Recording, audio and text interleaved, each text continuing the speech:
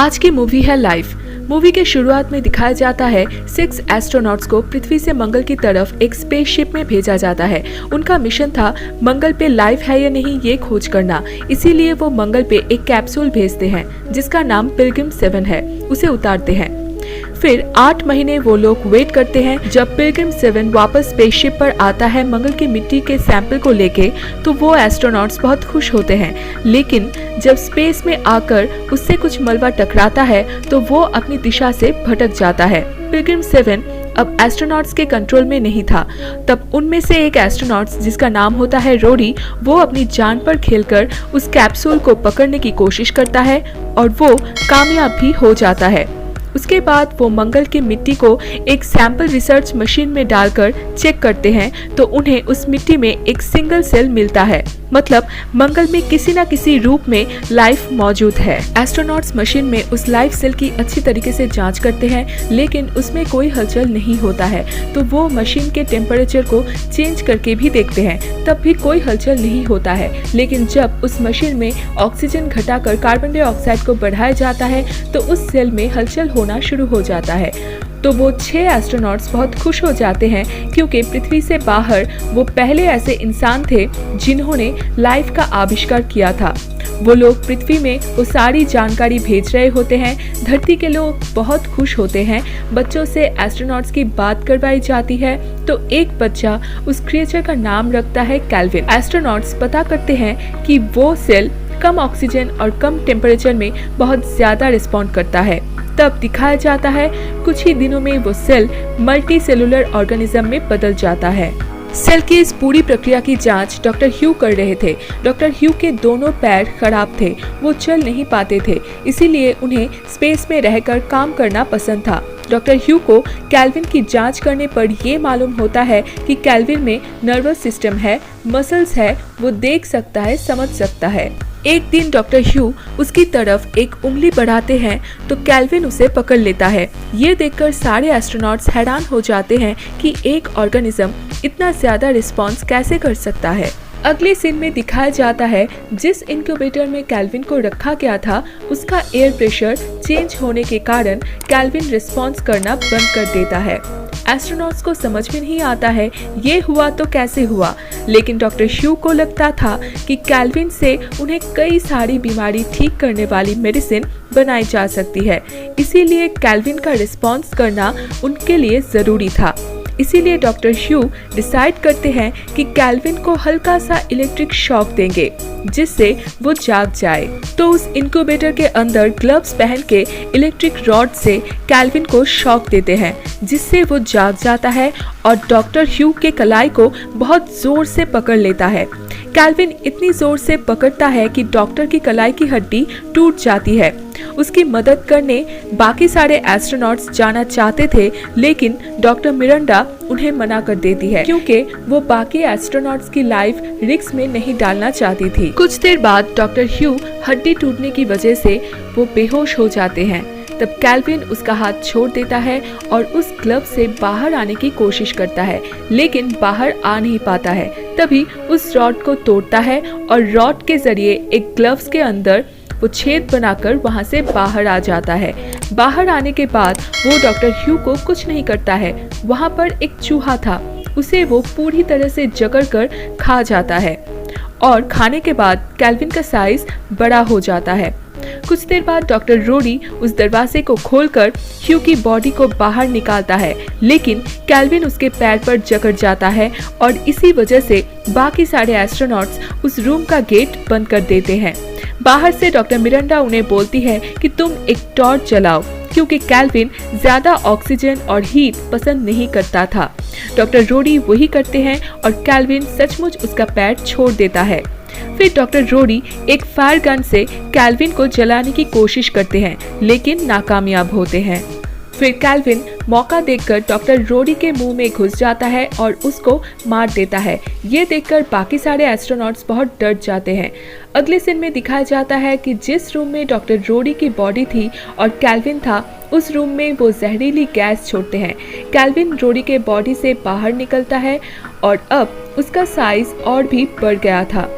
वो उस रूम से बाहर निकलने की कोशिश करता है। जिस होल से वो जहरीली गैस निकल रही थी वो वहां निकलने की कोशिश करता है। इधर एस्ट्रोनॉट्स उन सारे होल्स को मैनुअली बंद करते जाते हैं क्योंकि उनके कंप्यूटर सिस्टम में कुछ प्रॉब्लम आ गई थी।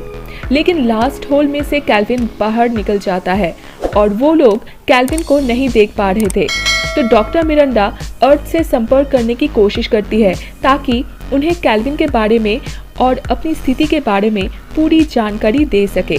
लेकिन कनेक्शन टूट जाता है और अब उन्हें बाहर जाकर ट्रांसमिशन रिपेयर करना पड़ेगा। अब कमांडर कैट बाहर जाती है और ट्रांसमीटर ठीक करने लगती है। देखती है कि ये बहुत गर्म था।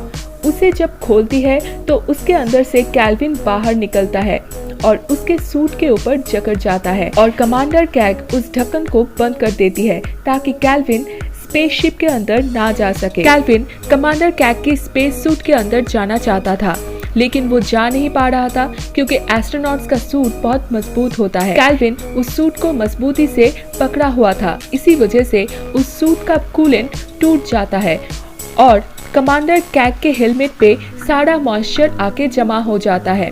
कमांडर जल्दी से एयरलॉक रूम के दरवाजे की तरफ बढ़ रही होती है लेकिन केल्विन उसके साथ होने की वजह से वो स्पेसशिप से दूर हो जाती है ताकि केल्विन भी उसके साथ मारा जाए।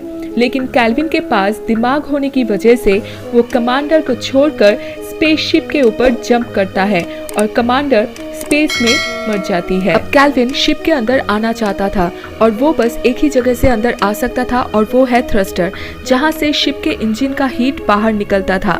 तो सारे एस्ट्रोनॉट्स अब ये डिसाइड करते हैं कि जब केल्विन किसी भी थ्रस्टर के अंदर जाएगा उसी वक्त हम इंजन स्टार्ट कर देंगे।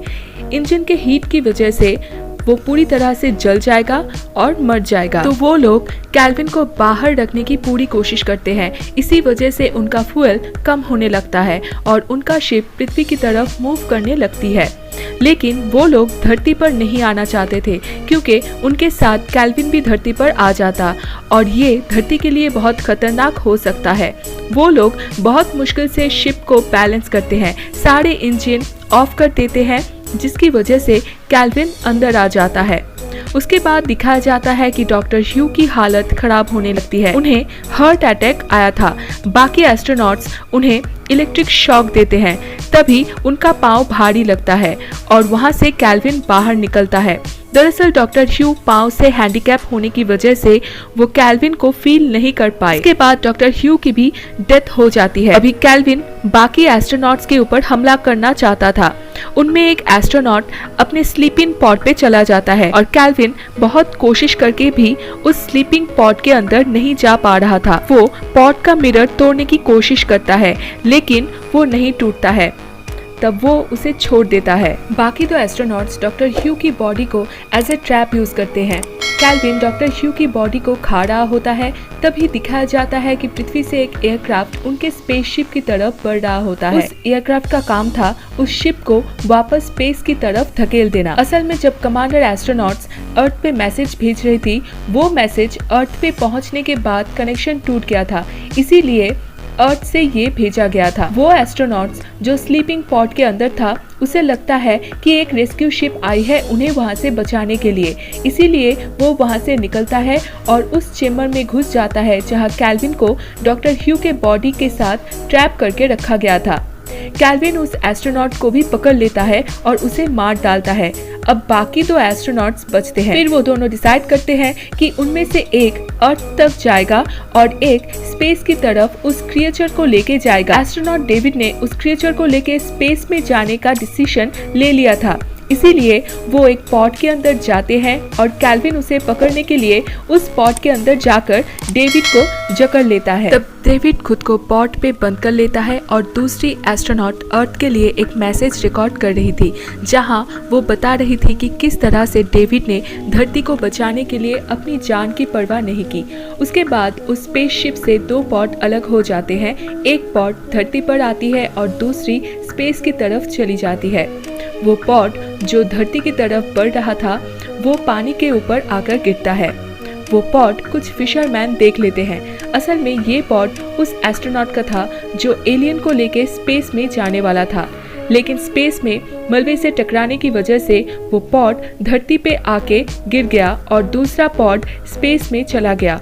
वो फिशरमैन पॉड को खोलने की कोशिश करते हैं। डेविड तब तक जिंदा था और वो उन्हें मना कर रहा था, लेकिन वो लोग समझ नहीं पा रहे थे। लास्ट सीन में ये दिखाया जाता है कि कैल्विन नाम का एलियन अब धरती पर पहुंच चुका है। इसके बाद ये मूवी यहीं पर खत्म होती है। Thank you for watching this video. If you like my channel, then subscribe it.